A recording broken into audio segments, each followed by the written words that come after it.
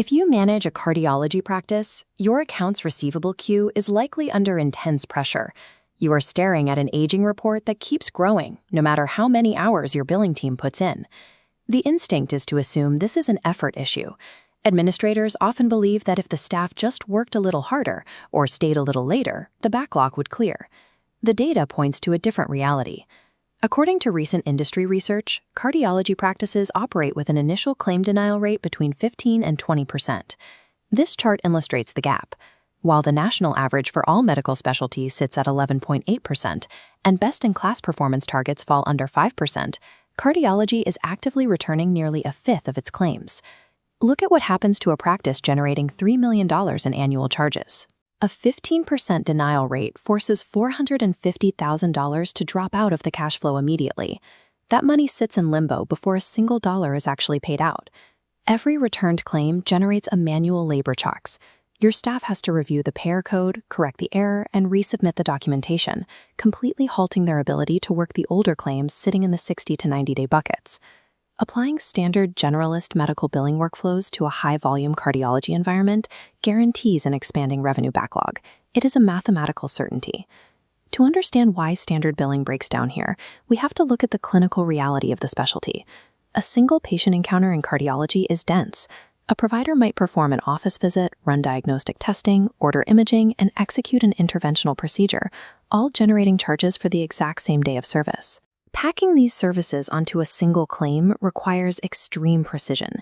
The coder must assign distinct CPT codes, apply precise ICD-10 modifiers, and attach specific documentation proving medical necessity. Miss one keystroke, and the entire claim bounces back. This graphic breaks down the volatility of the billing rules themselves. In 2026 alone, the American Medical Association updated the coding playbook with 288 new codes, 84 deletions, and 46 revisions. We can see the impact of just one of these revisions here. The coding for lower extremity revascularization was entirely redesigned. Instead of a single legacy block, coders now have to navigate 46 entirely new, territory-based codes.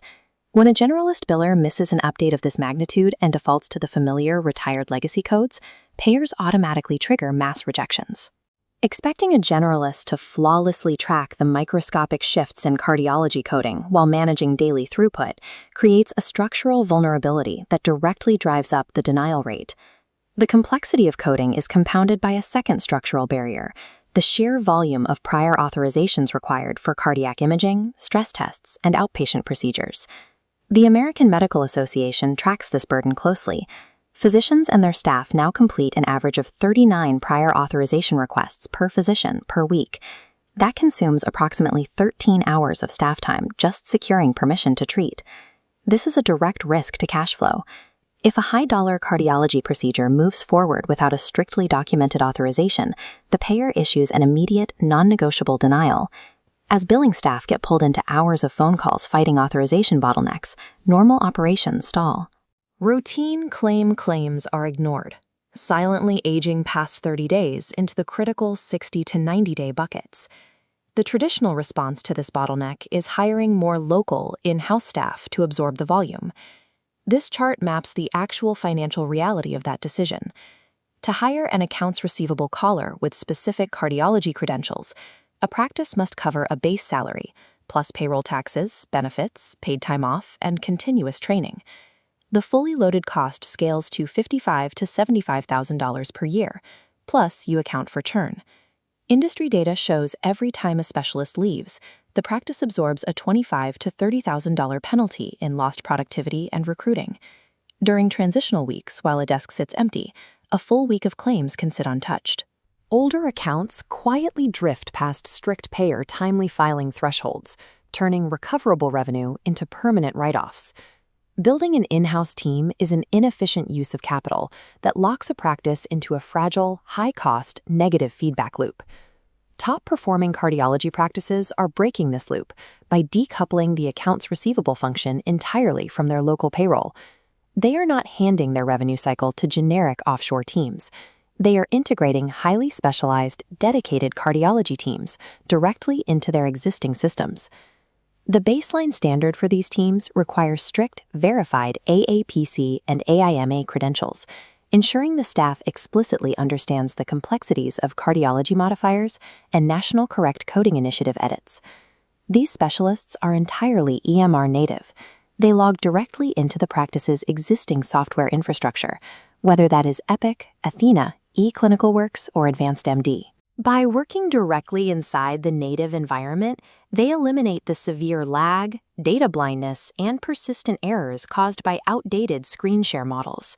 We can compare the exact unit economics of this specialized model here. The towering $75,000 fully loaded cost of an in-house hire contrasts sharply against a dedicated Staffingly specialist. At $399 per week, the annual equivalent drops to roughly $20,700, and this fractional cost does not require any compromise on compliance. These dedicated specialists operate within strict enterprise-grade infrastructure. They work from biometric secure facilities with clean desk policies and disabled USB ports, providing a level of security a single in-house hire simply cannot replicate.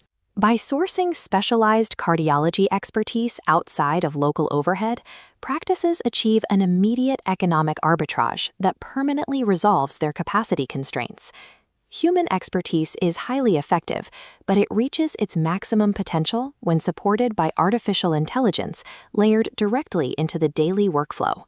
This graphic illustrates how smart routing works. Instead of staff manually scrolling through chaotic queues, AI logic gates analyze the entire backlog and automatically sort the claims, pushing the most critical accounts to the front of the line. The protocol actively hunts for risk. It identifies high-dollar accounts and isolates claims approaching rigid, timely filing thresholds, routing them through a bypass lane for immediate follow-up. The system also utilizes predictive workload management. If the practice experiences a sudden spike in patient volume, the AI ensures that claim processing speed remains steady without overwhelming the team. Before a claim even transmits to a payer, an automated audit function scans the documentation to flag missing modifiers or bundling violations, preventing avoidable denials at the source. Practice leaders no longer have to rely on stagnant spreadsheet summaries that arrive 30 days after the fact. They receive a live weekly KPI dashboard, tracking throughput, accuracy, and return on investment in real time. Fusing credentialed human intelligence with automated routing completely shifts the practice out of a reactive, denial-chasing posture, allowing them to proactively capture revenue.